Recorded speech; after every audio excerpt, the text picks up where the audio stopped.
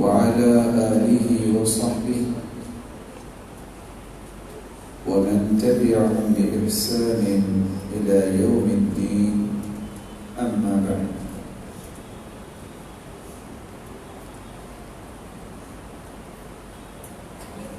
فأعوذ بالله من الشيطان الرجيم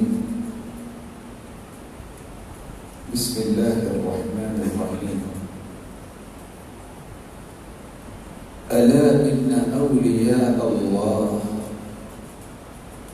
لا خوف عليهم ولا هم يحزنون الذين آمنوا وكانوا يتقون لهم البشرى في الحياة الدنيا وفي الآخرة لا تبديل لكلمات الله ذلك هو الفوز العظيم. لائق التکریم سامعین مکرم، اللہ ذوالجلال ہم سب کے خالق، مالک اور رازق ہے۔ وہی ذات قادر مطلق ہے، وہی علیم بذات الصدور ہے۔ عزت اور ذلت اسی کے ہاتھ میں ہے۔ وہی موت دیتا ہے، وہی قیامت کو دوبارہ زندہ کرے گا۔ جسے چاہے گا اپنی رحمت سے جنت میں داخل کرے گا، اور جسے چاہے گا اپنے عدل سے جہنم رسید کرے گا۔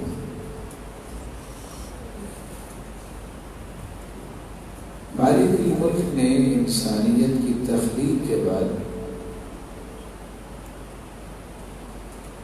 دو راستوں کا تعین کیا، ایک خیر کا راستہ ہے اور ایک شر کا راستہ۔ وَنَبْلُوكُمْ بِالشَّرِّ وَالْخَيْرِ فِتْنَةً۔ آزمائش انسان کی خیر کے ساتھ بھی اور شر کے ساتھ بھی۔ جس نے خیر کی راہ کو اختیار کیا وہ اللہ کا پسندیدہ بن گیا، اور جس نے شر کو پسند کیا وہ اللہ ذوالجلال کی رحمت سے محروم ہو گیا۔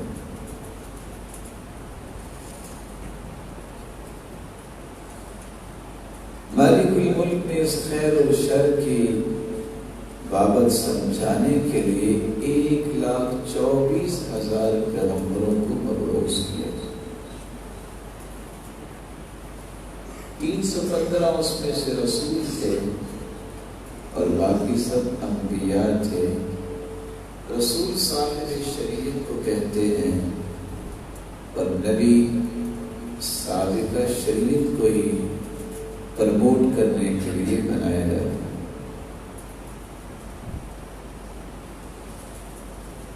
جن حواریوں نے، جن لوگوں نے جتنا زیادہ انبیاء کا تعاون کیا ان کے منہج میں، اتنا ان کا مقام اللہ کے ہاں بن گیا۔ جتنا وہ انبیاء کی تعلیمات سے روگردانی کرتے رہے جو لوگ، اتنے ہی اللہ کی رحمت سے وہ دور ہوتے گئے۔ اس کی آواز کی طرف اس کو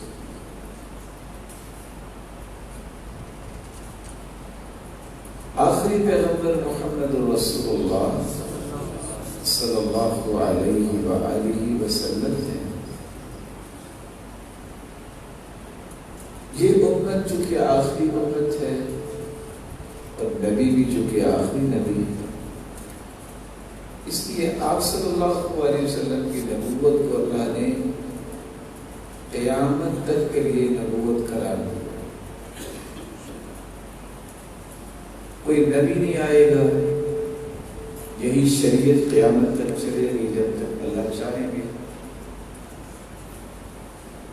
اس شریعت کو اپنانے والا اللہ کے قریب ہوگا اور اس سے روگردانی کرنے والا اللہ کے ہاں مجرم قرار پائے گا۔ یہ مجرم قرار پانے والے حدیث کی روشنی میں ایک وقت ایسا بھی آنے والا ہے جو جرم کے باوجود اپنے آپ کو سچے کہیں اور حق پہ قائم ہونے والے ایک وقت آنے والا ہے لوگ ان کو حق پہ ہونے کے باوجود غلط ہیں، کیونکہ حدیث کے الفاظ ہیں سیأتی علیکم سنوات خداعات، لوگوں تم پہ ایسے سال آنے والے ہیں جس کو دھوکے کے سال کہتے ہیں۔ اللہ کے پیغمبر کو دھوکے کے سال کیسے؟ فرمائے یصدق فیہا الکاذب ویکذب فیہا الصادق، لوگ سچے کو جھوٹا اور جھوٹے کو سچا کہیں گے۔ وَيُؤْتَمَنُ الْخَائِنُ وَيُخَوَّنُ فِيهَا الْأَمِينُ، لوگ خائن کو امانت دار کہیں گے اور امانت دار کو لوگ خائن کہیں گے۔ وَيَنطِقُ فِيهَا الرُّوَيْبِضَةُ، اور رویبضہ بولے گی۔ اللہ کے پیارے پیغمبر یہ رویبضہ کیا ہوتا ہے؟ آپ نے فرمایا الرجل التافہ، ایسا گرا ہوا انسان، بے بقعت انسان، الذي يتكلم في امر العامة، جو لوگوں کی رہنمائی کرتا نظر آئے۔ آج کا دن دیکھنے کو ملا ہے جو اللہ کے ولی ہیں ان کو کوئی جانتا نہیں، اور جن کو کلمہ پڑھنا نہیں آتا وہ اپنے آپ کو ولی کہلواتے ہیں۔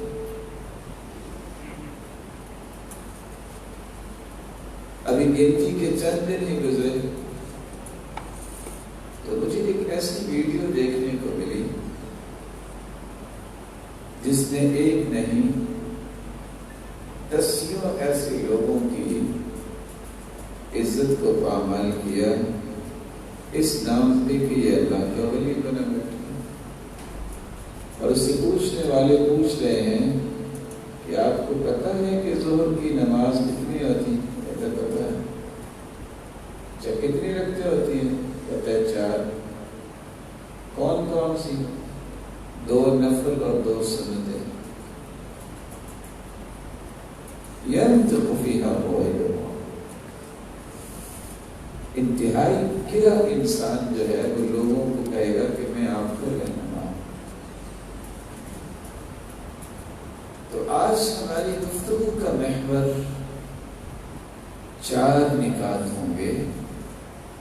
ہمیں یہ سمجھنا ہے کہ ولی کس کو کہتے ہیں، ہمیں یہ سمجھنا چاہیے کہ مسلمانوں کے نزدیک ولی کس کو کہا گیا ہے، اس کی شروط کیا ہے، اس کی صفات کیا ہے، اور کافروں کے نزدیک کس کو لوگ ولی مانتے ہیں، غلط لوگ کس کو ولی مانتے ہیں۔ اور چوتھا نقطہ ہم یہ وضاحت سے بیان کرنے کی کوشش کریں گے کہ ولی کی محبت کے ثمرات کیا ملتے ہیں اور اس سے دشمنی کے نقصانات کیا ہوتے ہیں۔ تو آئیے سب سے پہلے نقطے کی طرف، ولی کس کو کہتے ہیں؟ ولی یہ ولی یا یری سے استعمال ہوتا ہے اور اس کا مطلب ہوتا ہے قربت، ولایتاً سے نزدیکی، محبت، جو اللہ سے جلال کے بہت قریب ہو، بہت نزدیک ہو، جسے اللہ ذوالجلال کی محبت نصیب ہو جائے، وہ اللہ کا محبوب بن جائے، اسے ولی کہا جاتا ہے۔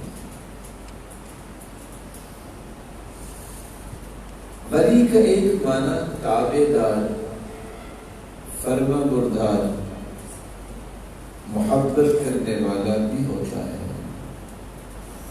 سچا ولی وہ ہو سکتا ہے جو اللہ اور اس کے رسول کا تابع دار ہوتا ہے،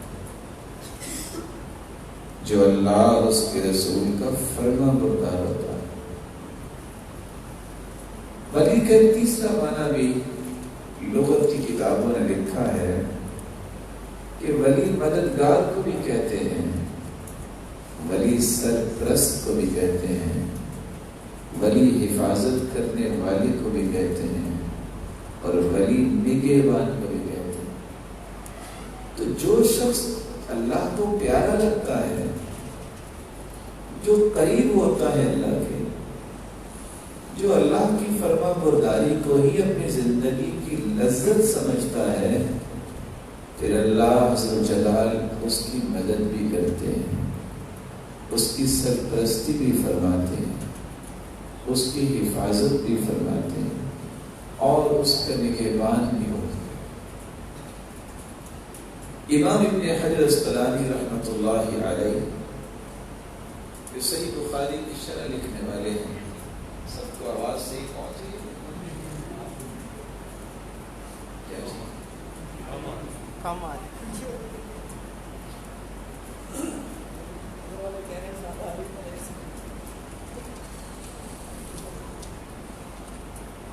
میں نا آپ کو ایک مشورہ دینا چاہتا ہوں، اگر آپ خوشی سے قبول کر لیں گے۔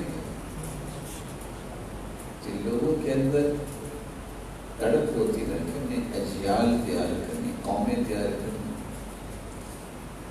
ان کا ایک رویہ یہ بھی گزرا ہے۔ آپ میں سے جو بھی آئی ٹی کا ماہر ہے، کسی کے اندر کوئی صلاحیت ہے، وہ خود درس تو نہیں دیتا، لیکن اللہ نے اسے بہت دینی تڑپ دی ہے۔ جب بھی پروگرام ہو وہ 8 گھنٹہ پہلے کسی ساتھی کو لائے، پوری سیٹنگ کر کے کہ آج میں نے اس نیکی میں شریک ہونا، آج میں نے اس نیکی میں شریک ہونا۔ تو جتنے لوگوں کو صحیح آواز پہنچے گی، من دل علی خیر فلہ اجر مثل فاعلہ، جو نیکی کے بارے میں کسی کی رہنمائی کرتا ہے، نیکی کرنے والے کے برابر اس سے اجر ملتا ہے۔ تو آئندے سے کیا کریں گے سمجھا؟ ویسے یہ 500 سال کی پرانی بات ہے، جس شخص کے پاس جائے نا تو ہر ایک سے ایک امید نہیں رکھنی چاہیے۔ جب آپ علماء کے پاس جائیں نا تو لکھنے والے لکھاری لکھتے ہیں کہ نیت کر کے نہ جائیں کہ آج بکرا بنا ہوا آئے گا، کیونکہ یہ وہ جگہ نہیں نا، یہاں سے آپ کو جنت کے بنے ہوئے بکروں کی حدیثیں ملیں گی۔ جب آپ کسی چودھری کے پاس جائیں تو وہاں یہ نہ آپ سوچا کریں کہ یہاں صحیح بخاری کی روایت سننے کو ملے گی، نہیں یہاں اچھا کھانا ملے گا۔ تو ہر ایک اپنا اپنا ایک میدان ہے۔ تو اس طرح جب ہم جاتے ہیں مسجد میں تو ہم یہ سمجھتے ہیں کہ جو مسجد کا ذمہ دار ہے نا وہ آئی ٹی کا چیئرمین بھی رہا ہوگا، ایسا نہیں ہوتا۔ تو وہاں آپ شریک ہوا کریں، آپ نے اس کی کو بند کر دیں اور آواز تھوڑی سی بڑھا دیں، اللہ آپ کو برکت دے۔ میں تو یہ ان کی نیکی ہے، نیک آدمی بول ہی نہیں رہے کہ انہیں سمجھ نہیں آ رہی۔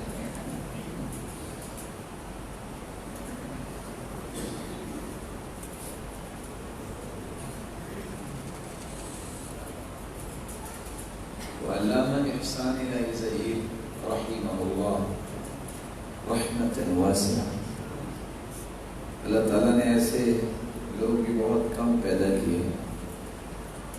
وہ کہتے ہیں کہ ہر دور کا ایک مزاج ہوتا ہے۔ وہ ایک دن گاؤں میں چلے گئے، وہ اردو ماشاءاللہ کیا کمال کی بولتے تھے۔ کہتے ہیں میں نے خوب اردو میں بات کرنا شروع کی، مجھے محسوس ہوا کہ لوگوں کو سمجھ نہیں آ رہی، اور اچھا خطیب جو خطیب ہوتا ہے نا اس کو سمجھ آ جاتی ہوتی ہے کہ مجھے سمجھ آ رہی ہے کہ نہیں، پہلے 5 منٹ میں اندازہ ہو جاتا ہے.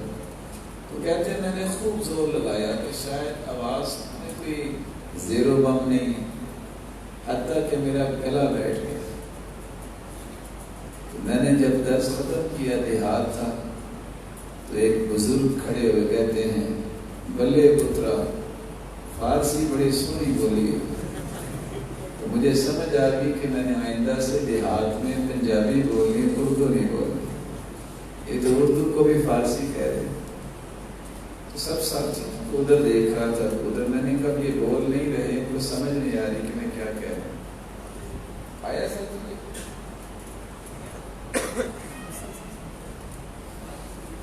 تو بات یہ کر رہے تھے ولی کس کو کہتے ہیں.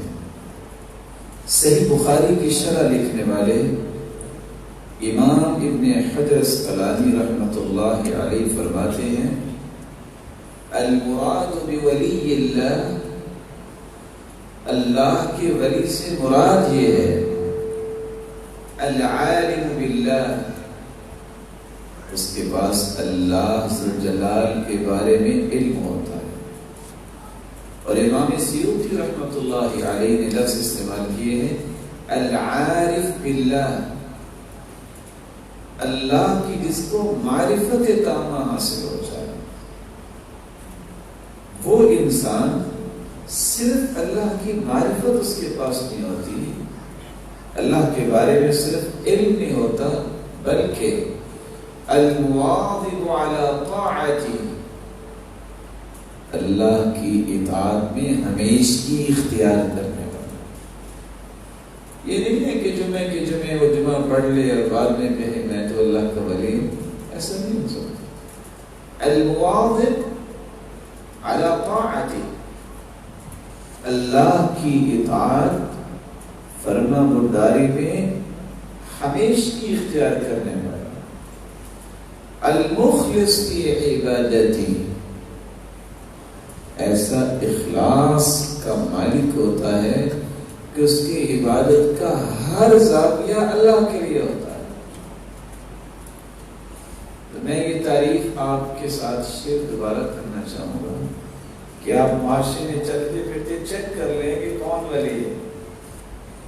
سب سے پہلی نشانی ولی کی کیا ہے؟ اس کے پاس معرفت کس کی ہوتی ہے؟ اللہ کی معرفت. تو جس کو کلمہ نہیں پڑھنا آتا وہ کبھی ولی ہو سکتا ہے؟ جس کو یہ پتہ نہ ہو کہ نماز ظہر کی رکعتیں کتنی ہیں اور مغرب کی رکعتیں کتنی ہیں، وہ کبھی ولی ہو سکتا ہے؟ المواظب علی طاعتی، جو اللہ کی اطاعت پر پابند ہوتا ہے، ہمیشگی کرنے والا ہوتا ہے، اسے ولی کہتے ہیں. تو جس نے کبھی نماز ہی نہ پڑھی ہو وہ ولی ہو سکتا ہے؟ کیسے وہ ولی ہوگا؟ اس کو اللہ جلال کی عبادت کا پتہ ہی نہیں. اور بعض لوگ تو یہ کہتے بھی شرماتے نہیں ہیں بس جی یہ تو اس جگہ پہنچ گیا ہے، اب اس کو نماز کی ضرورت نہیں ہے. اور آپ کا علم نہیں ہونا چاہیے جو شخص یہ کہتا ہے وہ کافر ہو جاتا ہے. اگر وہ سمجھتا ہے کہ میں اس درجے پہ پہنچ گیا ہوں کہ اب میں نماز سے بھی اوپر چلا گیا ہوں، مجھے نماز کی ضرورت ہی نہیں، اس کا عقیدہ بن جائے تو یہ شخص کافر ہو جاتا ہے. المخلص فی عبادتی، ولی کی تعریف میں تیسری بات جو نقل کی ہے امام ابن حجر اسقلانی رحمۃ اللہ علیہ نے، اس کی عبادت کا ہر زاویہ جو ہے وہ اخلاص پہ مبنی ہوتا ہے. وہ کبھی کسی کی رضا کے لیے کام نہیں کرتا، کبھی کسی کی خوشنودی کے لیے کام نہیں کرتا، کبھی کسی کو خوش کرنے کے لیے اپنی صلاحیتوں کو استعمال نہیں کرتا. اس کے سامنے صرف ایک ہی نظریہ ہوتا ہے کہ کون راضی ہو جائے. اور ویسے امام شعبی رحمہ اللہ تعالی نے 500 صحابہ کو دیکھا تھا.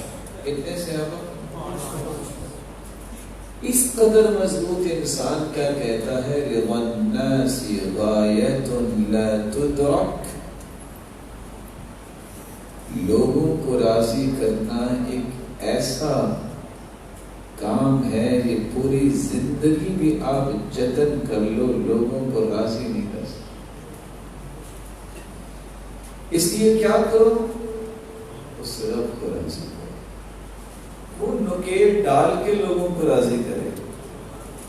کیسے نکیل ڈال کے؟ ان قلوب بنی آدم بین اصبعین من اصابع الرحمن، پوری کائنات کے دل اللہ ذو جلال کی دو انگلیوں کے درمیان، یقلبها کیف یشاء، اللہ جدھر چاہے پھیر دے۔ کوئی اس سے پوچھ سکتا ہے؟ نہیں پوچھ سکتا۔ اگر بندوں کے ہاتھ میں یہ ہوتا تو سارے لوگ تو مالدار کی عزت کرتے ہیں، لیکن لوگ کبھی کبھار عزت کس کی کرتے ہیں؟ جن کو لوگ کہتے ہیں اس کے پاس تو کچھ ہے ہی نہیں، لوگ اس کی منت کر رہے ہوتے ہیں، اس کے پاس بیٹھنے کو سعادت سمجھ رہے ہوتے ہیں، اس کو ملنے سے سعادت سمجھ رہے ہوتے ہیں۔ یہ محبت ملتی ہے تو کہاں سے؟ اللہ سے۔ تو ولی اس کو کہتے ہیں جو مخلص ہوتا ہے، جو اپنی عبادت میں مواظب ہوتا ہے، پابند ہوتا ہے، اور اس کے پاس اللہ کی معرفت ہوتی ہے۔ رسول اکرم صلی اللہ علیہ وآلہ وسلم نے جو دین ہمیں دیا ہے اس سے یہی سمجھ آتی ہے کہ کسی نے ولی بننا ہے تو اخلاص پیدا کرے، ولی بننا ہے تو اللہ کی عبادت میں اسے لذت اور سرور آنا چاہیے۔ اور اسی بات کو حسن بصری رحمۃ اللہ علیہ نے بیان کیا تھا، تفقدوا اللذة فی ثلاث،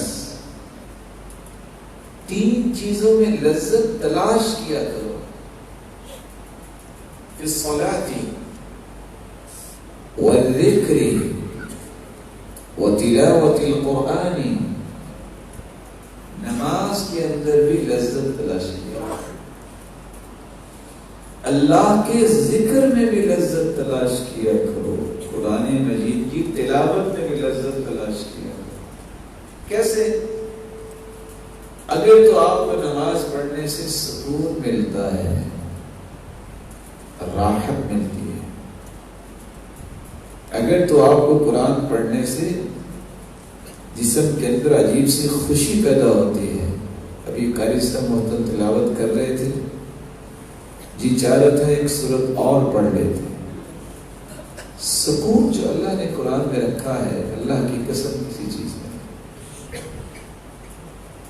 اور پھر اس کا امپریشن جو ہے آیات کا، خصوصاً معنی انسان کو آتے ہیں،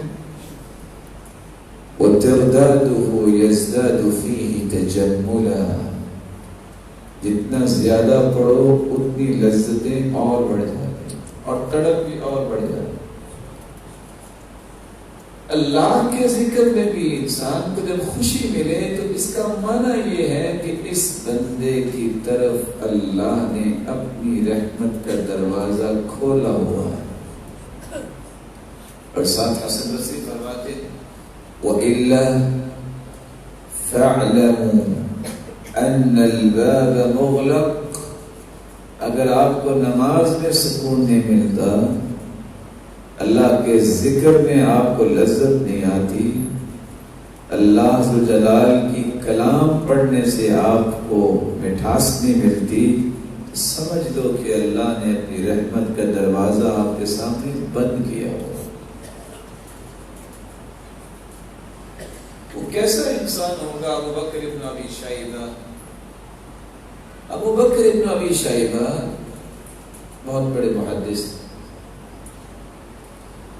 جب یہ فوت ہونے لگے تو بیٹا رونے لگ گیا، فطرت ہے، باپ کی محبت جیسی کون محبت دے سکتا؟ کہا بیٹا کیوں رو رہے ہو؟ کہا ابا جان آپ کی فراق میں رو رہا ہوں۔ کہا تم نے بھی تو اللہ کے پاس جانا ہے، میں تمہیں ایک بات بتاؤں، جس گھر میں تم ہو اور میں یہ گھر چھوڑ کے جا رہا ہوں، جب تک تم زندہ ہو اس گھر میں گناہ نہ کرنا۔ میں نے آج تک اس گھر میں گناہ نہیں کیا۔ اور بیٹا تم پریشان کس وجہ سے ہو؟ یہ دیکھ رہے ہو یہ سامنے جو ستون ہے؟ جی ابا جان دیکھ رہا ہوں۔ کہا بیٹا اس ستون کے ساتھ بیٹھ کے میں نے 18,000 مرتبہ قرآن ختم کیا۔ لذت ان کو آتی۔ کون تھے امام ابن تیمیہ رحمہ اللہ تعالی؟ امام ابن تیمیہ رحمۃ اللہ علیہ کو ایک نہیں کتنی مرتبہ جیل جانا پڑا۔ کیا کرتے تھے وہ؟ صرف حق بیان کرتے تھے۔ جب آخری مرتبہ جیل میں گئے ہیں تو ان کے بھائی بھی ان کے ساتھ تھے۔ یہ وہی جیل ہے جس میں شیخ البانی رحمۃ اللہ علیہ کو بھی بند کیا گیا۔ وجہ کیا تھی؟ کہ یہ بندہ صحیح بات کرتا۔ آخری مرتبہ جب جیل میں گئے، بیمار بھی تھے، 80 مرتبہ اس انسان نے قرآن ختم کیا۔ 81 مرتبہ جب قرآن ختم کر رہے تھے تو جب سورۃ القمر کی آخری آیت پڑھی ہے فی مقعد صدق عند ملیک مقتدر، ایک وقت آنے والا ہے جب رب کے سامنے سچی جگہوں پہ مومن اور جنتی بیٹھیں گے۔ یہ آیت پڑھی اور مسکرائے اور اللہ کے پاس کرو۔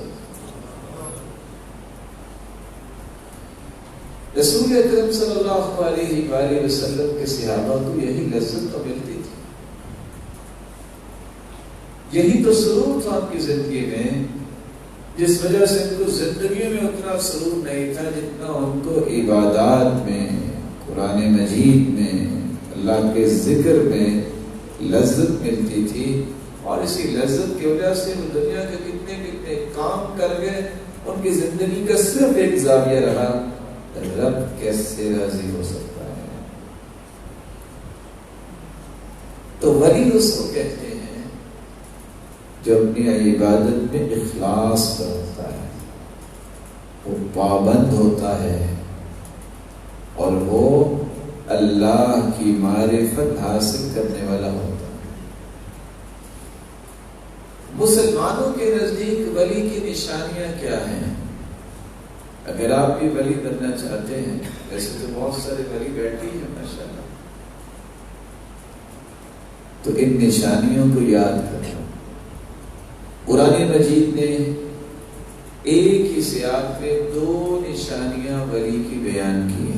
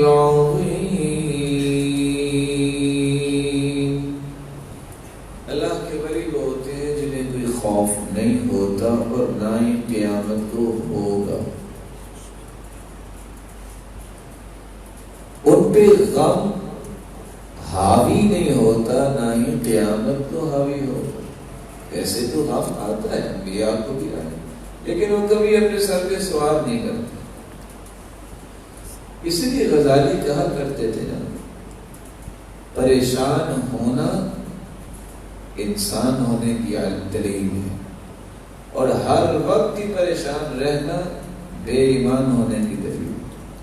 اس کا اللہ پہ توکل ہی نہیں، پریشانی آتی ہے، دکھ غم آتے ہیں، لیکن اللہ کا ذکر، نماز، قرآن، یہ ان کے پاس ایسی نعمتیں ہیں، ان تینوں نعمتوں کو سینے سے لگاتے ہیں، غم ختم ہو جاتا ہے۔ کون سے لوگ ولی ہیں جن کو خوف نہیں ہوگا؟ الذین آمنوا، پہلی نشانی مومن ہوتے ہیں۔ اس سے پتہ چلا کوئی کافر ولی نہیں ہو سکتا، کوئی منافق ولی نہیں ہو سکتا، کوئی دہریہ ولی نہیں ہو سکتا، اور کوئی شخص شریعت میں شک کرنے والا مرتاب یہ ولی نہیں ہو سکتا۔ الذین آمنوا، جس کا ایمان جو ہے خوبصورت ہے وہ ولی بن سکتا ہے۔ اور ایمان کے 6 ارکان رسول اللہ صلی اللہ علیہ وسلم نے بیان کیا۔ ان تؤمن باللہ، تم ایمان لاؤ کہ اللہ ذوالجلال ہیں، جو عرش پر مستوی ہے،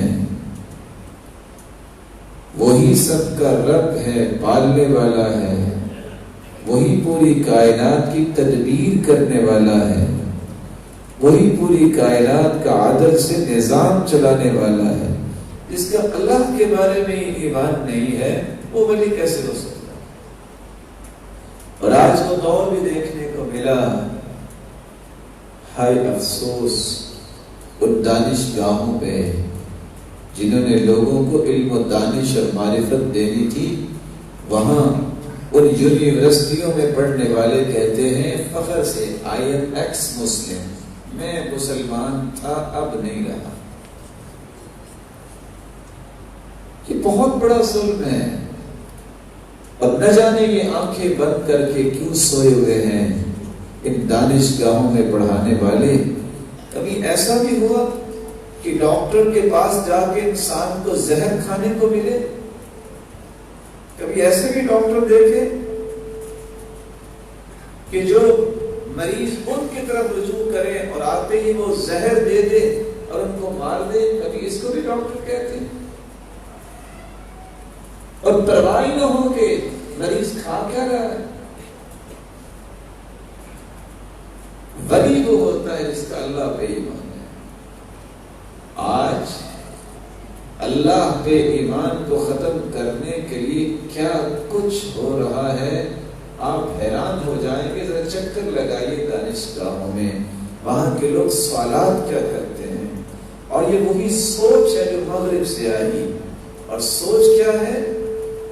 قرآن نے بھی عبدیت کی بات کی ہے، بائبل بھی مین کائنڈ کا لفظ استعمال کرتی ہے، لیکن جب سے علوم آیا، ریگارڈ آیا، یہ مستشرقین اورینٹیلزم کے شاہکار جو ہیں، انہوں نے مینٹیلٹی یہ عوام کی بنائی، سوچتا میں خود ہوں، فیصلہ میں خود کرتا ہوں، میں آزاد ہوں، میں ہر ایک چیز سے آزاد ہوں، کسی گاڈ کا رب کا کوئی تصور نہیں۔ یہ آزادی مغرب چاہتا ہے، جو آج بھولے مسلمان بھی کہتے ہیں ہاں آزادی تو ملنی چاہیے۔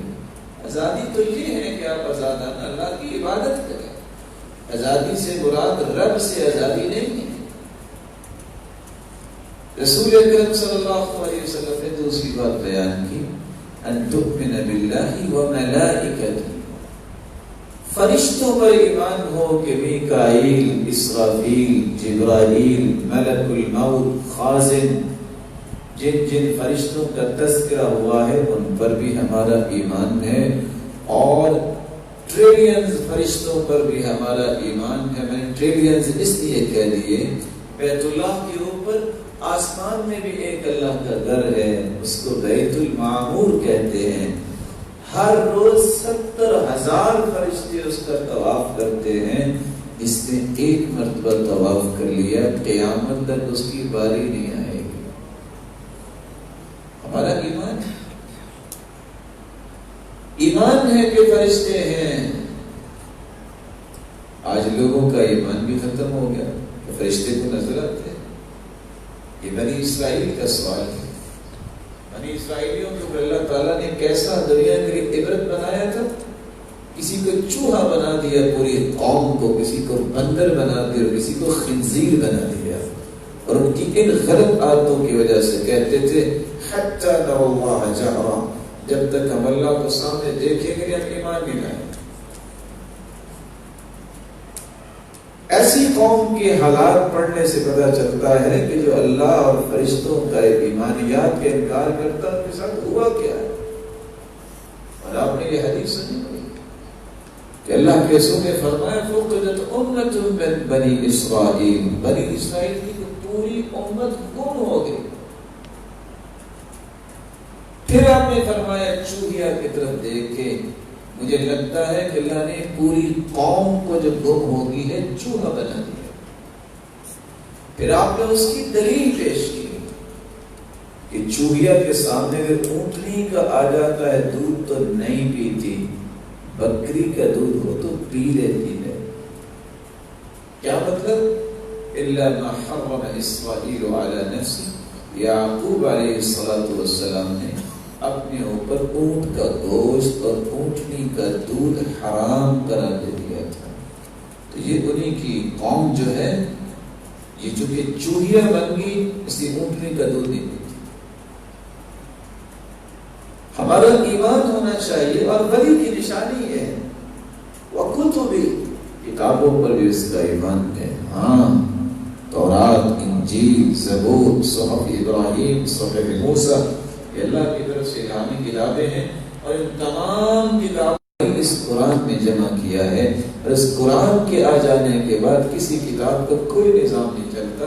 یہ اللہ کی آخری کلام ہے، کتاب ہے، اسی کلام کو قیامت تک کے لیے دستور بنایا، آئین بنایا اور قانون بنایا۔ ورسول، ولی کا ایمان ہوتا ہے کہ رسول آئے، 1,24,000 پیغمبر، جن میں 315 رسول، اور آخری پیغمبر ہیں جن کو محمد الرسول اللہ صلی اللہ علیہ وسلم۔ جو شخص آپ کی ختم نبوت کا قائل نہیں، ولی کیسے ہو سکتا؟ اور اللہ معاف فرمائے جو خود دعویٰ کر بیٹھے کہ میں نبی ہوں، وہ دجال اور کذاب جو ہے وہ کیسے ولی ہو سکتا ہے؟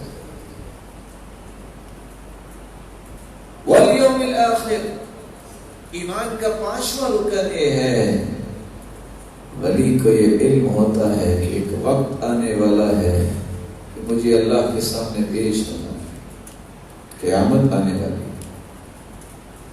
وَبِالْقَدْرِ خَيْرِهِ وَشَرِّهِ، اور چھٹا ایمان کا رکن یہ ہے کہ تقدیر پر ایمان لائے۔ اللہ نے جو لکھا ہے بالکل صحیح لکھا ہے، جو اللہ کے فیصلے ہیں اس میں کوئی سقم نہیں ہے۔ اور سچ کہا جس نے کہا، اگر انسان کو کہا جائے کہ لکھو تم کیا چاہتے ہیں، وہ لکھ لے، اور اس کے سامنے اللہ سے جلال کا فیصلہ آئے تو وہ چیخ کر چلاتا کہے گا جو میں نے لکھا مجھے یہ نہیں چاہیے، جو میرے رب نے لکھا مجھے وہ چاہیے۔ کیوں بلا؟ اللہ سے جلال سے بڑھ کے رحمت کون ہو سکتا ہے؟ بعض دفعہ مایوس ہو جاتا ہے انسان، جلد باز ہے، کان الانسان عجولا، کان الانسان قتورا، اذا مسه الشر جزوعا، تھوڑی سی تکلیف آئے واویلا کر، وَإِذَا مَسَّهُ الْخَيْرُ مَنُوعًا، جب اچھائی مل جائے پھر کسی کو قریب ہی پھٹکنے دیتا۔ راقب النابل سے بہت بڑے عالم ہیں، اپنا قصہ شیئر کرتے ہیں۔ ایئرپورٹ سے نکلے، گاڑی میں بیٹھنے لگے، 4 منچلے نوجوان آئے، انہوں نے دروازہ کھولا، اٹھا کے پھینکا۔ اب شوگر پیشنٹ انسان گر جائے اس کا کیا بنتا ہے؟ کہتے ہیں مجھے غصہ تو بہت آیا کہ میں نے ان کو کہا ہی کچھ نہیں، انہوں نے میرے ساتھ کیوں ایسا رویہ اختیار کیا؟ میں دوسری گاڑی پہ کچھ انتظار کے بعد بیٹھا، جب میں گیا تو راستے میں دیکھا لوگ اکٹھے ہیں، دیکھا وہ چاروں کے چاروں ڈرائیور سمیت فوت ہو چکے تھے ایکسیڈنٹ میں۔ مجھے اس وقت سمجھ آئی اصل میں اللہ مجھے کچھ زندہ رکھنا چاہتا تھا. میں اس تکلیف پہ پریشان تھا کہ مجھے گرایا کیوں ہے, مجھے اللہ ابھی اور زندگی دینا چاہتا. اس لیے سلف صالحین کا یہ قول ہمیشہ یاد رکھیں, لذتی وراحتی فیما قدر علی, میری زندگی کی سب سے بڑی لذت اور راحت یہ ہے جو میرے رب نے فیصلہ کیا ہے میں ایمان لاؤں, یقین کروں, بالکل ٹھیک ہے.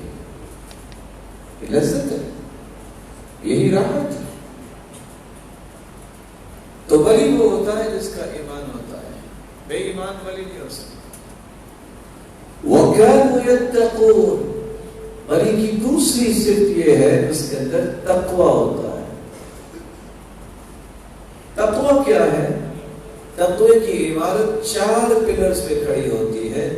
الخوف من الجلیل, وہ ڈرتا ہے تو صرف اللہ سے. والعمل بالتنزیل, وہ عمل کرتا ہے تو وحی کے مطابق جو اللہ نے اتاری ہے, قرآن و حدیث کے مطابق. والقناعت بالقلیل, جو بھی اللہ نے اسے دیا ہے اس پہ قناعت کرتا ہے. والتزود لیوم الرحیل, اور آخرت کی تیاری کرتا ہے. یہاں رک کے میں ایک گزارش کروں گا, اللہ کرے یہ گزارش آپ کو پسند آ جائے. تقوی کی تعریف کرنے والے کرتے ہیں خل الذنوب صغیرها وکبیرها ذاک التقی, چھوٹا اور بڑا گناہ چھوڑ دو, یہ تقوی.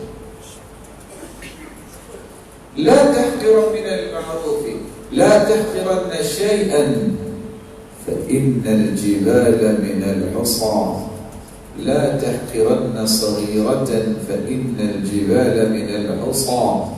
کسی گناہ کو چھوٹا نہ سمجھو کیونکہ چھوٹی چھوٹی کنکریوں سے مل کر ہی تو پہاڑ بنتا ہے. اور سچ کہا جس نے کہا لا تنظر إلى المعصية ولكن انظر إلى عظمة من عصيت. مت دیکھو گناہ چھوٹا ہے کہ بڑا, یہ دیکھو جس کی نافرمانی کر رہے ہو وہ کتنا بڑا ہے. تو یہاں یہ بات بھی ذہن میں رکھنی چاہیے. جو لوگ کہتے ہیں نا سگریٹ پیتا ہے ویسے ہے اللہ کا ولی, جھوٹ. ویسے تو اس نے شیر کیا ہے لیکن ہے اللہ کا ولی. یہ کہنے والے کو اللہ کا خوف کھانا چاہیے. اللہ کے رسول کی سنت کو وہ اپنے والد محترم کی تصویر کو نالی میں نہیں پھینک سکتا. وہ اللہ کے رسول کی سنت کو وہاں پھینکنے والا ولی ہو پڑے گا. یہ کیسے ہو؟ اور اگر کسی کا ذوق یہ بن گیا ہے کہ میں نے داڑھی کٹوانی ہے, چلو منڈوانی بھی نہیں ہے, یہ کیسے ولی بنے؟ اگر یہ صغیرہ بھی سمجھ لے تو کیسے ولی بنے؟ آئیے میں ولی کی ایک بات بتاؤں. شیخ محمد بن صالح العثیمین رحمہ اللہ جب وہ بیمار ہوئے تو ان کو بیرون ملک لے جایا گیا علاج کے لیے. ڈاکٹر نے یہ کہا کہ علاج تو ہوگا لیکن بال سارے کے سارے جھڑ جائیں گے. کہتے ہیں حد اللحیہ, داڑھی کے بال بھی. انہوں نے کہا جی ہاں. ارجعونی, مجھے میرے ملک واپس بھجوا دو, میں علاج نہیں کروانا چاہتا. کیوں؟ انی لا اريد ان القى الله بدون لحیہ, میں اپنے رب کے سامنے بغیر داڑھی کے پیش ہی نہیں ہونا چاہتا. اس کو کہتے ہیں اللہ کو. یہ لوگ ہیں جن کو قدر ہے. کبھی کسی عیسائی نے اپنے مذہب کی کو بات چھوڑی ہے؟ کبھی کسی یہودی نے اپنا جو شعار بنایا چھوڑا کبھی؟ مسلمان ایسا کیوں کرتا ہے؟ کیونکہ اس کے دل میں وہ لذت پہنچی نہیں ہے ابھی. اس لذت کے پہنچ جانے کے بعد وہ زندگی کو اتنا قیمتی نہیں سمجھتا جتنا ایمان کو قیمتی سمجھتا. وَكَانُوا يَتَّقُونَ, ولی کی دوسری نشانی یہ ہے کہ اللہ کا ولی ہے جس میں تقوی ہوتا ہے. ساتھ ہی اللہ تعالیٰ نے ایک خوشخبری سنا دی، لَهُمُ الْبُشْرَى فِي الْحَيَاةِ الدُّنْيَا وَفِي الْآخِرَةِ، ان کے لیے دنیا اور آخرت میں بشارتیں ہی بشارتیں ہیں۔ کیسی بشارتیں ہیں؟ یہ کسی تاریکی میں بھی گرے ہونا، بہت ساری مشکلات بھی آ جائیں اللہ کے ولیوں پہ، ان کو نکالنے والا کون ہوتا ہے؟ کہ سرپرستی کون کر رہا ہے؟ اسی بات کو اللہ تعالیٰ بیان فرما رہے ہیں، اللہ ولی الذین آمنوا یخرجهم من الظلمات الی النور، اللہ جن کا ولی بن جائے، جن کی سرپرستی فرمائے، ان کو اندھیروں سے نکال کے پھر اللہ روشنیوں کی طرف لے جاتا ہے۔ اور جو کافروں کے ولی ہیں ساتھ ان کی بھی بات کر دی، وَالَّذِينَ كَفَرُوا أَوْلِيَاؤُهُمُ الطَّاغُوتُ يُخْرِجُونَهُم مِّنَ النُّورِ إِلَى الظُّلُمَاتِ أُولَئِكَ أَصْحَابُ النَّارِ هُمْ فِيهَا خَالِدُونَ۔ اور جو کافروں کے ولی ہوتے ہیں وہ طاغوت ہوتے ہیں۔ طاغوت شیطان کو بھی کہتے ہیں، طاغوت کل من عبد بغیر اللہ فهو راض، اللہ کے علاوہ جس کی پوجا کی جائے اس کو طاغوت کہتے ہیں۔ کافروں کے ولی طاغوت ہوتے ہیں، وہ ہمیشہ روشنیوں سے نکال کے امت کو تاریکیوں کی طرف لے جاتے ہیں۔ تیسری نشانی اللہ کے ولی ہونے کی، اللہ کے پیارے پیغمبر نے اہل قرآن کو اللہ کا ولی کہا۔ آپ صلی اللہ علیہ وسلم نے فرمایا، اِنَّ لِلَّهِ أَهْلِينَ، اللہ کے کچھ اہل ہیں، اللہ والے ہیں، اللہ کے ولی ہیں۔ پوچھا من ہم یا رسول اللہ، اللہ کے پیارے پیغمبر وہ کون ہیں؟ فرمایا اہل القرآن ہم اہل اللہ وخاصته، اہل قرآن اللہ کے ولی ہیں اور اللہ کے خاص بندے ہیں۔ اہل قرآن سے مراد کیا ہے یہ سمجھنا ضروری ہے۔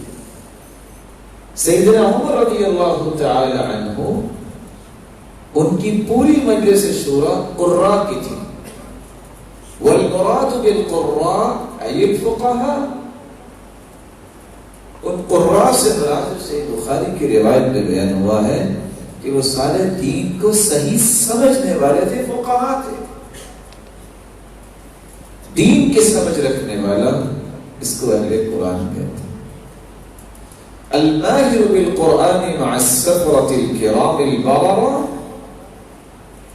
دنیا میں انسان نظر آنے والا قیامت کو خاک کی صفیں بنے گی، لیکن اللہ قرآن کی مہارت حاصل کرنے والا اس کے پڑھنے میں، اس کی فہم میں، اس کی مہارت حاصل کر لیتا ہے تو یہ صاحب قرآن بنتا ہے۔ اللہ قیامت کو فرمائیں گے خاک کی صفوں سے نکلو، آ جاؤ ان صفوں میں جن صفوں میں جبریل امین کھڑے۔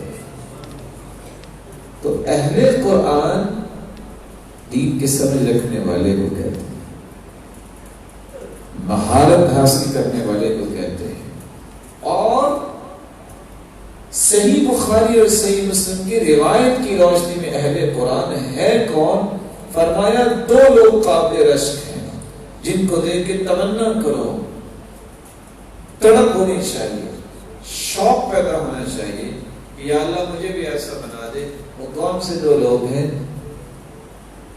ایک وہ شخص جس کو اللہ نے قرآن کی نعمت دی اور بس نہیں، الذي يقوم به آناء الليل وآناء النهار وہ دن رات اس قرآن کو پڑھتا بھی ہے اور اللہ کے سامنے عبادت میں کھڑا بھی ہوتا ہے اور اس قرآن کی روشنی میں وہ عمل بھی کرتا ہے.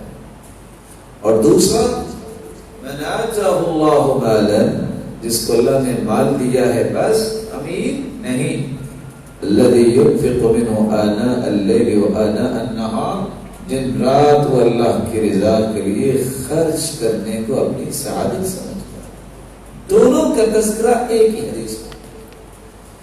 علماء امت کہتے ہیں کہ جس دور کے اندر یہ دو ذوق رکھنے والے لوگ مل جائیں وہاں اسلام کی تجدید کا آغاز ہوتا ہے. قرآن والے عمل کریں، اس قرآن کے پیغام کو پہنچائیں، اور جن کا نام رش کرنے والوں میں آیا ہے وہ اس کام کو مضبوط کریں. تو عمل کرنے والا، دین کی صحیح فہم رکھنے والا اور مہارت حاصل کرنے والا یہ اہل قرآن ہے. اہل قرآن اس کو نہیں کہیں گے، ناراض نہ ہوئیے گا کہ وہ قرآن تو پڑھا ہے لیکن اس نے کبھی نماز نہیں پڑھی، یہ اہل قرآن نہیں ہوتا. صحیح بخاری کی روایت ہے کتاب و تعبیر الرؤیا کے اندر کہ اللہ کے رسول جب معراج پہ گئے تو دیکھا ایک شخص بیٹھا ہے، فرشتہ پتھر اٹھاتا اس کے سر کو کچل دیتا ہے. پوچھا یہ کون ہے؟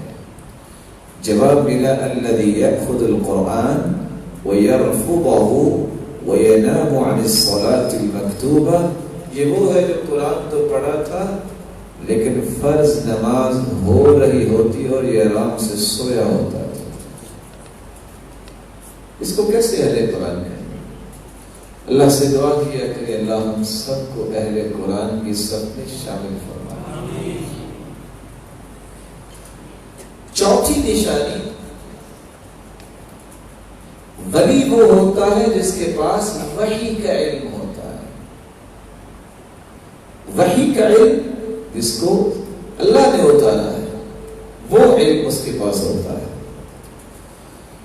ذَلِكَ وَمَن يُعَظِّمْ شَعَائِرَ اللَّهِ فَإِنَّهَا مِن تَقْوَى الْقُلُوبِ.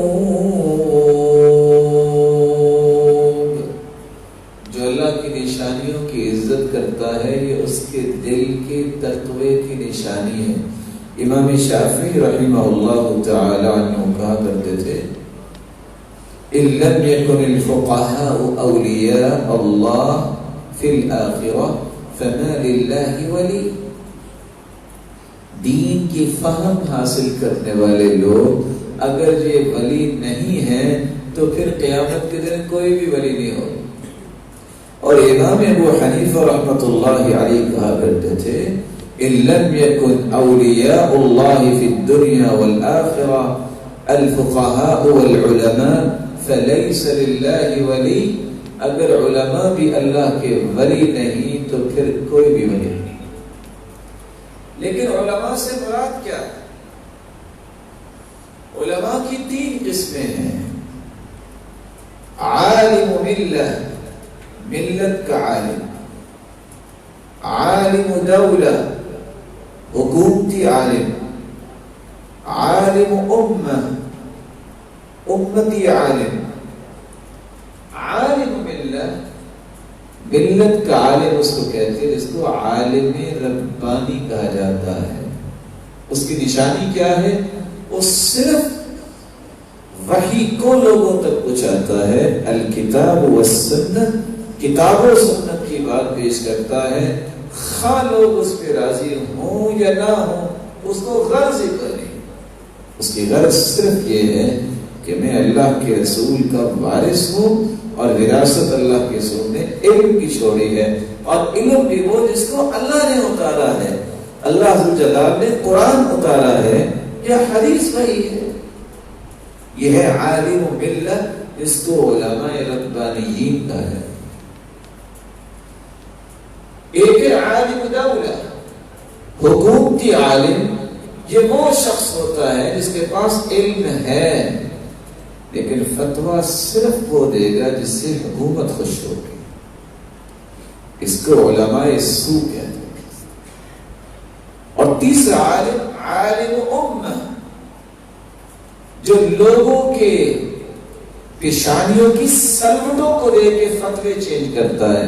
اس کو صرف یہ غرض ہوتی ہے کہ لوگ کس بات پہ خوش ہوں گے.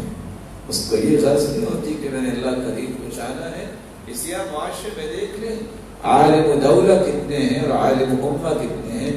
کچھ لوگ جھوٹی حدیثیں، من گڑت قصص، واقعات، طرح طرح کی چیزیں صرف اس لیے لائیں گے اپنے بیان میں، اپنی بات میں کہ لوگ اس سے خوش ہوں.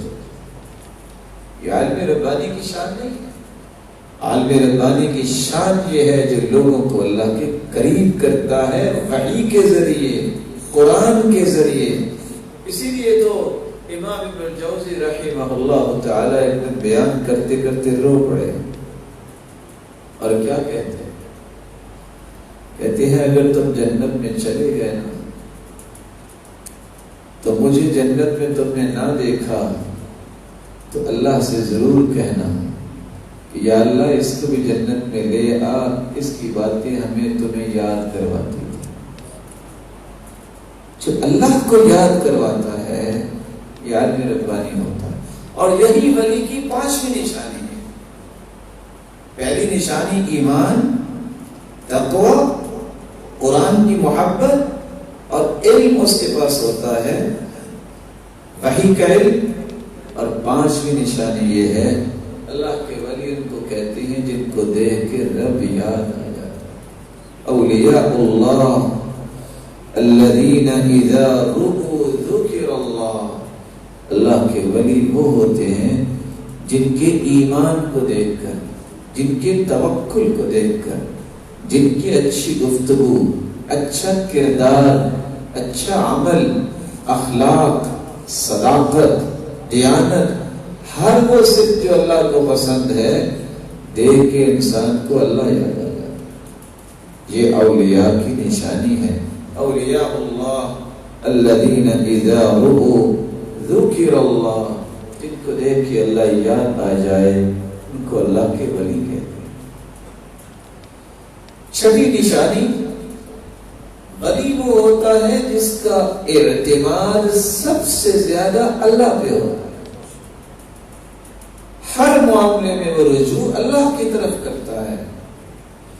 ابو عمر المروزی کہتے ہیں من صفات الاولیاء 3. اولیاء کی صفات میں سے 3 صفتیں یہ ہیں: الرجوع الى اللہ فی کل شیء، والفقر الى اللہ فی کل شیء، والثقۃ باللہ فی کل شیء. وہ ہر معاملے میں رجوع کرتے ہیں تو کس کی طرف؟ ہر چیز میں اپنے آپ کو محتاج سمجھتے ہیں تو کس کا؟ سب سے زیادہ کائنات میں اگر ان کا توکل، اعتماد اور بھروسہ ہوتا ہے تو کس پر؟ اللہ پر بھروسہ ہوتا ہے. سچی بات بتائیے، آج اللہ نہ کرے کسی گھر میں چور آ جائے تو کیا کرتے ہیں؟ کیا جی؟ اللہ تعالیٰ حفاظت فرمائے. اگر کسی کے گھر میں چور آ جائے تو کیا کرتے ہیں؟ خوف طاری ہو جاتا. تو حقیقت ہے، انسانی فطرت ہے نا، تبھی خوف تو ہوتا ہے. تو سیدنا موسیٰ علیہ السلام کے اندر بھی خوف تھا نا. جب سانپ کو دیکھا تو دوڑ لگا دی. یہ خلل نہیں، انسانی طبیعت کا حصہ ہے. لیکن اگر خوف جتنا اللہ سے کھانا چاہیے اتنا خوف کسی انسان سے کھائیں تو یہ شرک بن جائے گا. مالک بن دینار کے گھر چور آ گیا. دخل نصف بیت مالک بن دینار رحمہ اللہ. امام مالک سحری میں اٹھے ہوئے ہیں تہجد کے لیے. وہ جنت کی فکر میں اٹھے ہوئے ہیں اور یہ چوری کی فکر میں گھر میں آ گئے. فبحث عن شيء يسرقه. تلاش کی کچھ چیز لیکن چوری کے لیے کچھ چیز ملی نہیں. فلم يجد ثم نظر فإذا بمالك يصلي. اچانک نظر پڑی تو مالک بن دینار مصلی پہ نماز پڑھ رہے ہیں. انہوں نے آرام سے نماز شروع کی. اچھا تم اپنا شوق پورا کر لو, میں اپنا شوق پورا کر لوں. عندها سلم مالک, جب مالک بن دینار نے سلام پھیرا, ونظر الى اللص فقال, چور کی طرف دیکھ کر وہ کہتے ہیں, جئت تسأل عن متاع الدنيا فلم نجد, تم اس لیے آئے ہو نا کہ مجھ سے پوچھو سامان کہاں رکھا ہے, نہیں نہ ملا. فهل لك في الآخرة من متاع, چاہتے ہو دنیا کی تو چوری تم نہیں کر سکے, آخرت کی چوری کرنا چاہتے ہو. چور نے سوچا کہ آخرت کی چوری کیا ہوتی ہے. فاستجاب اللص, کہتا ہاں چلو دنیا کی چوری نہیں ہوئی تو آخرت کی چوری کر لیتا ہوں. تو امام مالک نے کہا بیٹھ جاؤ. چور بیٹھ گئے تو امام مالک نے درس شروع کر دیا, اس کو دین کی بات بتانا شروع کر دیا. اس قدر اس پہ اثر ہوا کہ جب وہ اس کو واز کر رہے تھے وہ رونے لگ گیا. پھر اس کو کہا اٹھو میرے ساتھ چلو, اور پھر صبح اس کو نماز پڑھانے کے لیے ساتھ لے گئے. جب مسجد میں پہنچے, تعجب الناس من امرهما, لوگوں نے بڑا تعجب کیا. ایک طرف اللہ کا ولی, دوسری طرف مشہور زمانہ چور, یعنی اکٹھے آ رہے. خیر لوگوں نے سوال ہی کر دیا, کہتے ہیں یہ چور آپ کے ساتھ, یہ کیسے؟ تو مالک بن دینار مسکرا کے کہتے ہیں, جاء لیسرقنا فسرقنا قلبا, آیا تھا ہمارا سامان چوری کرنے, خود چوری ہو گیا. آیا تھا ہماری چوری کرنے کے لیے اور خود جو چوری ہو گیا ہے. ہم نے اس کو دل کو کیسے چوری کیا؟ الکلمۃ الطیبہ مفتاح القلوب, آپ اچھی بات کرنا جانتے ہیں تو اللہ اس میں بسا اوقات اتنی برکت ڈال دیتے ہیں کہ جو بند دل بھی ہوتے ہیں وہ اللہ کی رحمت سے کھل جاتے ہیں. اللہ کے ولی ان کو کہتے ہیں جن کی ایک ایک مجلس سے انسانوں کی زندگیاں بدل جاتی ہیں. آپ کبھی گئے ہیں کہ احمدآباد کے سائٹ پہ گئے کبھی ساتھ؟ ساری کی ساری پٹی قرآن و سنت کو ماننے والی ہے. شاہ اسماعیل شہید رحمہ اللہ تعالیٰ بس یہاں سے گزرتے گئے. بعض لوگوں کے اندر اتنا تقویٰ ہوتا ہے کہ ان کی تھوڑی سی بات میں اللہ تعالیٰ اتنی برکت ڈال دیتے ہیں, یقین مانے مدتیں گزر جاتی ہیں, اس کے مقابلے میں لوگ کام کرتے ہیں اپنی برکت نہیں ہوتی. اور اس کے لیے ضروری نہیں ہے کہ انسان جو ہے وہ 60 سال کا ہو تو تب بھی ولی بن سکتا ہے. یہ دل کا معاملہ ہے.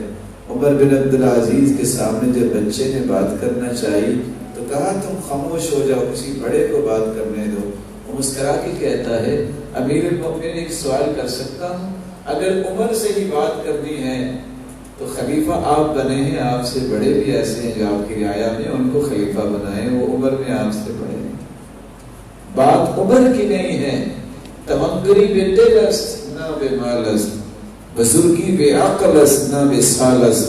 سالی کہا کرتا تھا بزرگ بندہ عقل و فراست اور فہم و بصیرت سے بنتا ہے, سالوں سے نہیں بنتا کہ اس کی عمر 80 سال ہے. تمنگری جو ہے وہ امیری دل کی ہوتی ہے, مال سے نہیں تمنگر انسان ہوتا. محمد بن منقدر کہتے ہیں میں نے ایک بچے کو دیکھا جو رقہ کی مسجد میں تھا, جس کی عمر لم يتجاوز عمره 10 سنوات, 10 سے 11 سال کا بچہ. وہ یہاں بیٹھا ہے 10 سال کا بچہ. بیٹا ذرا کھڑے ہو جائے. اللہ آپ کو آپ کے والدین کی آنکھوں کی ٹھنڈک بنائے, نیک بنائے. 10 سالہ بچہ محمد بن منقدر نے دیکھا بڑی خوبصورت نماز پڑھ رہا تھا. دل میں سوچا ہے کیا کمال کی بات. جب سلام پھیرا تو کہتے ہیں انت ومن انت, کون ہے؟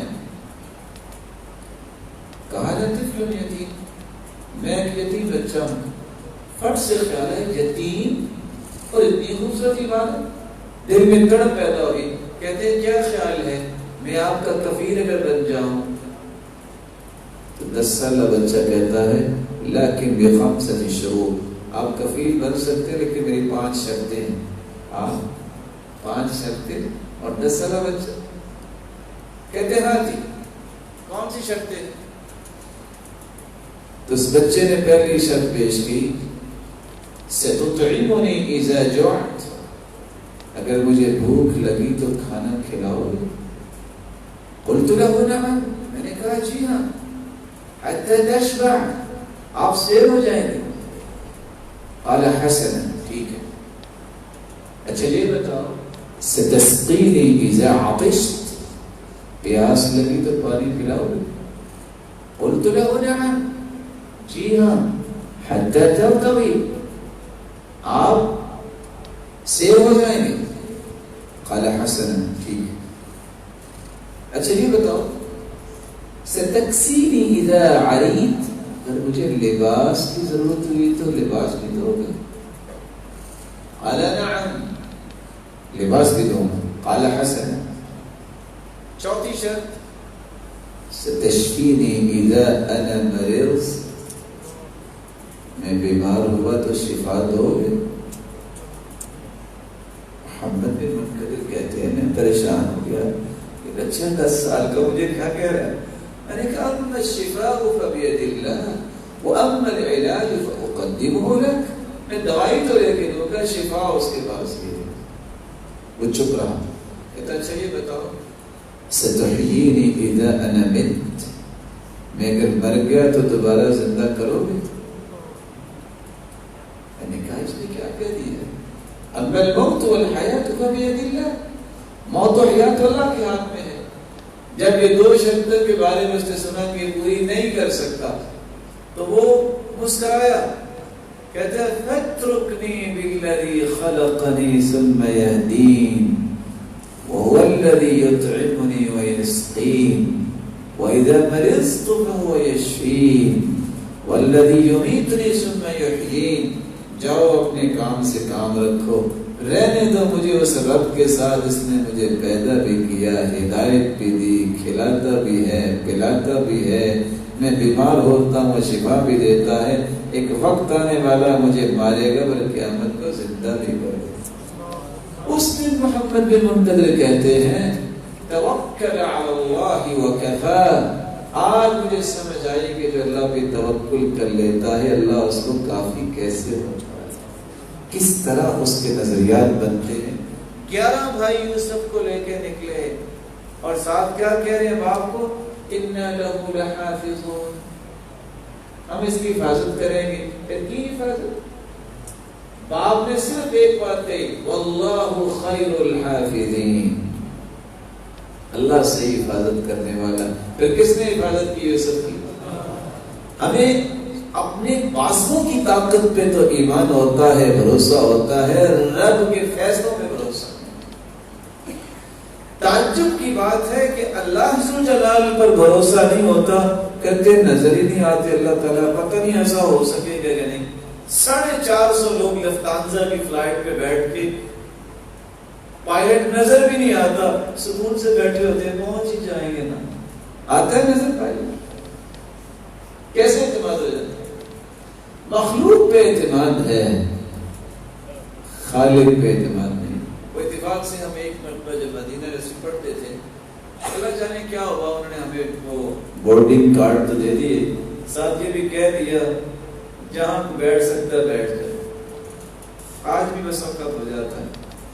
تو اس سے بڑا قصہ یہ ہوا کہ ہمارے ایک بہت ہی پیارے بھائی ہیں، تو جب بیٹھ رہے تھے تو ان کے لیے سیٹ ہی نہیں بچی، تو ہمارے استاد محترم نے بھی ان کو بتایا ہوا تھا کہ شاید وہ پائلٹ جانتے تھے کہ یہ پیغام ان تک پہنچا دیں، انہوں نے ان کے ساتھ ان کو بٹھا دیا کچھ وقت کے لیے۔ جس نے جہاز اڑانا ہے وہ تو آخر یہ بہادر ہوتا ہے نا، اس نے اپنے یہ سارے سلسلے تو سیکھے ہوتے ہیں۔ تو کھانا جس طرح مسافر کو دیا جاتا ہے پائلٹ کو بھی دیا جاتا ہے، تو پائلٹ تو وہ دیکھ ہی رہا ہوتا ہے، اس لیے سارے مقدروں کے بیٹھے ہوتے ہیں۔ وہ جب کھانا آیا تو پائلٹ نے بھی کھانا کھولا اور یہ ڈرنا شروع ہو گیا، ڈرتے ڈرتے آخر ان کو کہہ دیا، کہتے ہیں بھائی آپ نہ اتر کے کھا لینا، اس ڈر سے کہ اگر کھانے میں مشغول ہو گیا تو جہاز کیا لگے گا۔ تعجب کی بات یہ ہے کہ ہمیں رب پہ ایمان نہیں ہے جس رب نے فیصلہ کر دیا ہے ان اللہ لا یضیع اجر من احسن عملا، میرے رب کا فرمان سنیے، وہ کسی اچھے کام کرنے والے کو ضائع نہیں کرتا، وہ حفاظت کے لیے بھی بہانے بناتا ہے۔ آپ ایمانداری سے بتائیے، اگر کسی بچی کی عمر 10 سے 15 سال ہو اور چھوٹا سا بچہ صندوق میں ڈال کے سمندر کے حوالے کر دیا گیا ہو جیسا کہ موسیٰ کو کیا، یہ چھوٹے سے بچے کو بچایا کس نے؟ وہ کیسے گھومتا گھومتا دوبارہ واپس آیا؟ اس کی نگرانی کس نے کی؟ بچی نے۔ پھر وہ وَحَرَّمْنَا عَلَيْهِ الْمَرَاضِعَ، دودھ پلانے والیاں بھی تو آئی تھی، لیکن ہر دودھ پلانے والی کے دودھ کو پسند نہیں کیا۔ کس دودھ کو آپ اس نے پسند کیا؟ کبھی تھوڑا سا سوچئے، یہ سارا سلسلہ جو موسیٰ کے ساتھ چلا ہے، حفاظت کرنے والا کون تھا؟ یعنی جو موسیٰ کو سمندر میں ڈوبنے سے بچا سکتا ہے، جو سیدنا عیسیٰ کو بغیر باپ کے پیدا کر سکتا ہے، جو ابراہیم کو آگ سے بچا سکتا ہے، جو اللہ کے رسول کو مشرکین مکہ کی گماشتوں سے بچا سکتا ہے، کیا وہ اللہ جس نے وعدہ کیا ہے وہ یوسف کو کنویں سے نکال کے مصر کے تخت پہ بٹھا سکتا ہے، وہ اللہ ذو جلال ایسا اب نہیں رہا نعوذ باللہ کہ اس پہ توکل کیا جائے تو میری بھی حفاظت کرے؟ انہو کان وعدہ مأتیا، اللہ کے وعدے پورے ہوئے ہیں، ان میں شک کی گنجائش نہیں ہے۔ تو کتنی نشانیاں ولی کی ہوگی؟ 7ویں نشانی یہ ہے کہ ولی وہ ہوتا ہے جس کا باطن اس کے ظاہر سے خوبصورت ہوتا ہے، جس کا باطن اس کے ظاہر سے خوبصورت ہوتا ہے۔ ابو الحسن بن عطا بیان کرتے ہیں 4 علامتیں اللہ کے ولیوں کی ہیں، اور ابو الحسن البوسنجی بیان کرتے ہیں اگر دنیا میں آپ نے چیک کرنا ہے کہ میں کس درجے میں ہوں، آپ کس درجے میں ہیں، تو اس بات کو غور سے سنیے۔ الناس على 3 منازل، لوگوں کے 3 ہی منزلیں ہیں۔ الاولیاء، ایک منزل ہے ولی کی، وهم الذين باطنهم افضل من ظاہرهم، ولی اس کو کہتے ہیں جس کا باطن ظاہر سے افضل ہوتا ہے۔ والعلماء، دوسری منزل، وهم الذين سرهم وعلانيتهم سواء، جن کا ظاہر اور باطن ایک جیسا ہوتا ہے، ان کو کہتے ہیں علماء۔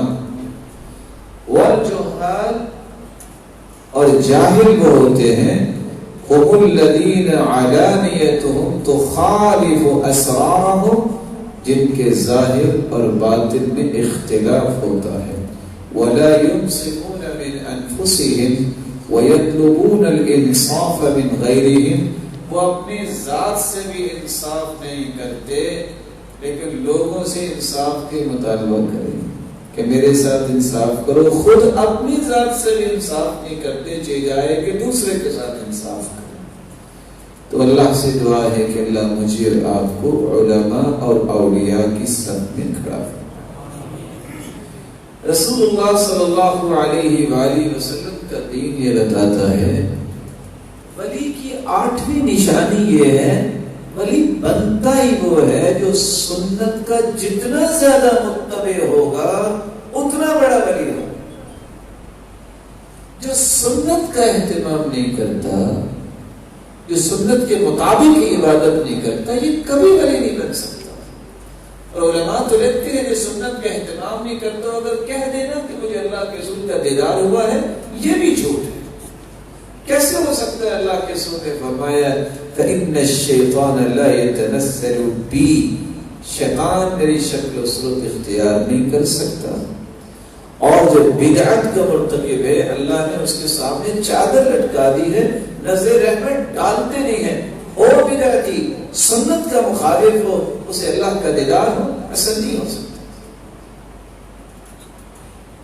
اسی لیے علماء لکھتے ہیں وَكُلُّ مَنْ يَدَّعِي مُحَبَّةَ اللَّهِ وَوِلَایَتَهُ، بدون متابعت الرسول صلی اللہ علیہ وسلم، جو اللہ کے رسول کی اتباع نہیں کرتا، پیروی نہیں کرتا، سنت کے مطابق زندگی نہیں گزارتا، وہ دعویٰ کرے میں ولی ہوں، وہ دعویٰ کرے میں سچا محبت کرنے والا ہوں، فَهُوَ كَاذِبٌ مُفْتَرٍ دجال وَلَيْسَ مِنْ أَوْلِيَاءِ اللَّهِ بل هو من اولیاء الشیطان۔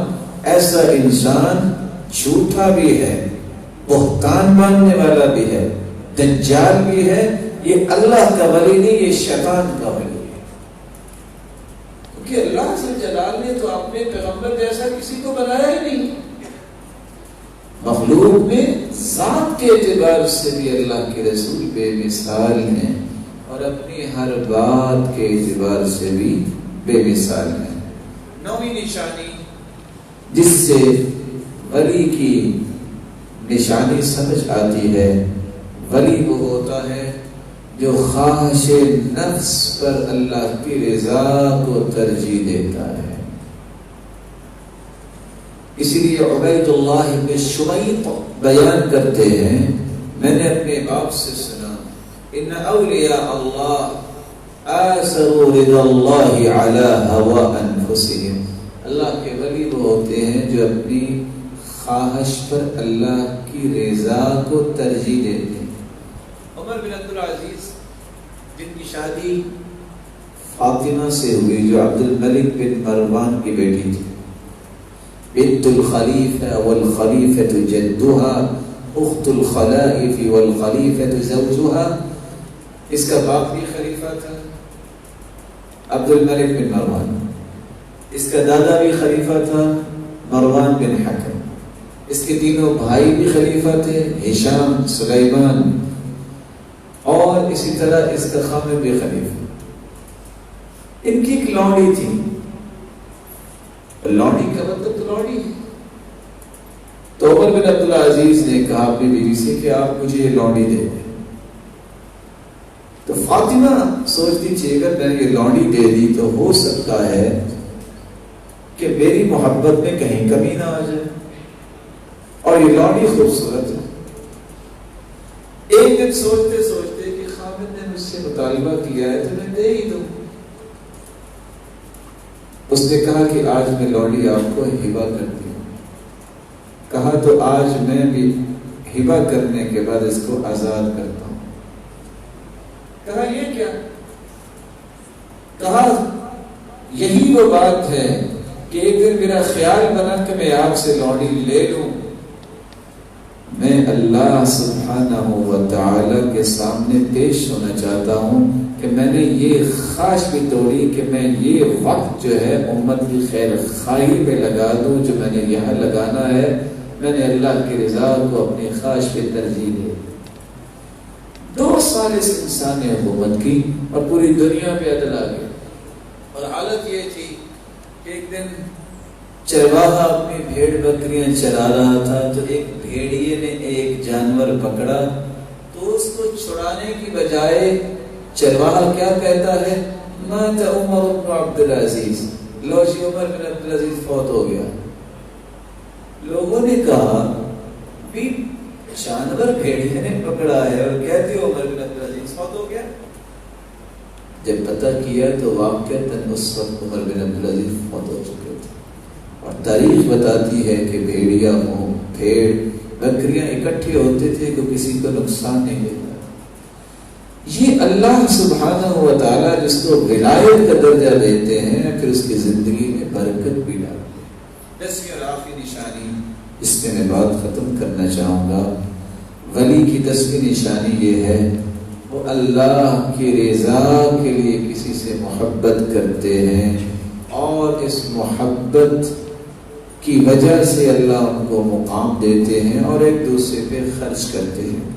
حدیث کے الفاظ سے ان من عباد اللہ لاناسا، اللہ کے بندوں میں سے کچھ ایسے بھی ہیں ما هم بانبیاء ولا شہداء، نہ وہ انبیاء ہوں گے نہ وہ شہداء ہوں گے، لیکن قیامت کا دن ہوگا یغبطهم الانبیاء والشہداء، انبیاء بھی ان کو دیکھ کے رش کر رہے ہوں گے اور شہداء بھی دیکھ کے رش کر رہے ہوں گے۔ اللہ کے رسول وہ کون ہے؟ نہ وہ شہداء ہیں نہ انبیاء، اور یہ دونوں اتنے اعلیٰ ہستیاں رش کر رہی ہوں گی۔ آپ نے فرمایا وہ ایسی قوم کے لوگ ہوں گے تحابوا بروح اللہ علی غیر ارحامہم بینہم، ان کا کوئی رشتہ خونی نہیں ہوگا، ان کا خونی کوئی رشتہ نہیں، لیکن صرف اللہ کی رضا کے لیے وہ ایک دوسرے سے محبت کرتے ہوں گے۔ اللہ ان کے لیے نور کا ممبر بنائیں گے، ان کے اوپر ان کو بٹھائیں گے، لباسہم نور وانہم علی نور، اور ان کے چہرے بھی چمک رہے ہوں گے، ان کے لباس بھی اللہ ذوالجلال نور کے بنائیں گے۔ یہ وہ لوگ ہیں جن کو اللہ ذوالجلال ولایت عطا کرتے ہیں، کون؟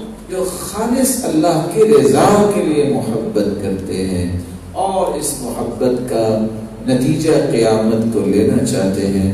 اور دوسری روایت کے الفاظ ہیں وَنَوَازِعُ الْقَبَائِلِ، مختلف قبیلوں سے چنے ہوئے لوگ، قبیلے کے اپنے رواج، قبیلے کے اپنے عادات، وہ رواج کے پیچھے میں نہیں جاتے، باتوں کے پیچھے میں جاتے، کہتے ہیں اللہ نے یہ کہا ہے۔ ایسے قبائل سے نکلے ہوئے لوگ، پھر روایت کے آخر میں اللہ ذوالجلال کے پیغمبر کے صحابی آیت پڑھتے ہیں الا ان اولیاء اللہ لا خوف علیہم ولا هم يحزنون، یہ ہے وہ اللہ کے ولی جن پہ کبھی غم اور خوف نہیں ہوگا۔ لیکن ایک بات یاد رکھیے گا، لوگوں کے اندر یہ جو نظریہ بن چکا ہے کہ فلاں تو اولیاء کے دشمن ہے، ولی سے محبت میرے اور آپ کے ایمان کا حصہ ہے، ولی سے دشمنی کرنا یہ اللہ سے جنگ کرنے کے مترادف ہے۔ حدیث کہتی ہے من عاد لی ولیا فقد آذنته بالحرب، جو میرے ولی کے ساتھ دشمنی کرتا ہے وہ میرے ساتھ جنگ کرنے کے لیے تیار ہو جائے۔ لیکن فرق یہ ہے ہم ولی اس کو مانتے ہیں جس کو قرآن نے ولی کہا ہے، جس نے 6 مہینے تک لباس نہ چینج کیا ہو وہ ولی کیسے ہو سکتا؟ اللہ کی پیغمبر نے تو بال بکھرے ہوئے دیکھے اور آپ نے فوراً کہا الیس فی بیتہ ما یسکن رأسہ، اس کے گھر میں پانی بھی نہیں ہے کہ بال سیدھے کر لے۔ اور اگلی بات کیا ہے انما هو شیطان، یہ تو شیطان لگ رہا ہے، جس نے سال بھر اپنے بالوں کو پانی نہیں لگایا وہ ولی کیسے ہو سکتا؟ سیدہ عائشہ نے صرف ایک شخص کو دیکھا، وہ شعر پڑھ رہا تھا اور ساتھ جھوم رہا تھا، تو سیدہ عائشہ نے فرمایا اف شیطان اخرجو، اس شیطان کو یہاں سے نکالو۔ تو جو رقص کرنے والا ہے اور اس کے سامنے رقص ہو رہا ہے، دماغ ڈالنے والا ہے، وہ ولی کیسے ہو سکتا؟ اللہ کے رسول تو ان چیزوں کو توڑنے آئے تھے اور ان چیزوں کو حرام کرنے آئے تھے۔ النفاق ینبت الغناء ینبت النفاق، عبداللہ بن مسعود قسم کھا رہے ہیں گانا انسان کے دل میں نفاق پیدا کرتا ہے۔ یہ کیسا ولی ہے کہ گانے سن رہا ہے اور سنا بھی رہا ہے اپنے ساتھیوں؟ یہ کیسا ولی ہے جس پہ قسم صحابی کھائیں اور کہیں کہ گانا جو ہے یہ انسان کے دل میں نفاق پیدا کرتا ہے، بندہ منافق ہو جاتا ہے۔ وہاں اٹھ کے لوگ کیا دیتے ہیں، یہ تو روح کی غذا ہے۔ روح کی غذا قرآن ہے کہ مسیح کی ہے؟ کاش مسلمانوں کو یہ بات سمجھ آ جائے۔ اللہ ذوالجلال نے ایسے ایسے ولی پیدا کیے، آج بھی اللہ سبحانہ و تعالیٰ کے بہت اولیاء دنیا میں رہتے ہیں۔ اور وہ ولی کیسے بنے؟ اللہ کے ذکر سے، اللہ کی عبادت سے۔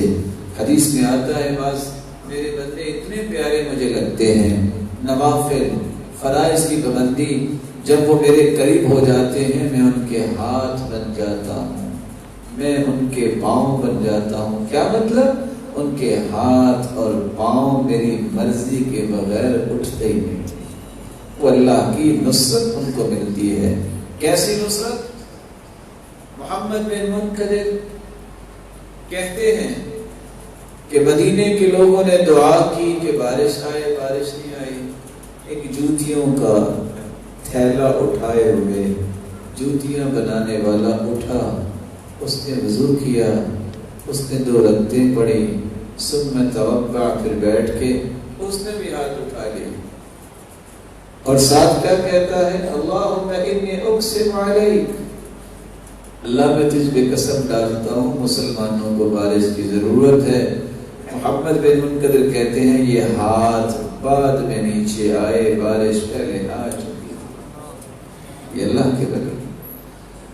لو اقسم علی اللہ لابرہ، ولی کی نشانی یہ بھی ہے کہ قسم ڈال دے تو اللہ قسم پوری کر دیتے ہیں۔ صحابی کی پھپھو کی تکرار ہو گئی ایک عورت سے، وہ ہاتھ چلا تو اس کے دانت پہ لگا، شاید دانت پہلے ٹوٹنے والا ہوگا تو ان کا دانت ٹوٹ گیا۔ اب آپ کو علم ہے کہ جب اس طرح کا کیس ہو تو کتنا سیریس ہوتا ہے۔ انہوں نے کہا اپنے دانت اس کے بدلے میں توڑ کے چھوڑنا۔ صحابی آگے کہتے ہیں اللہ کی قسم یہ نہیں ٹوٹے گا۔ اللہ کے رسول نے فرمایا وہی نازل ہو گیا السن بالسن والجروح قصاص، دانت کے بدلے تو دانت ہے، کوئی زخم ہے تو زخم یہ قصاص ہے۔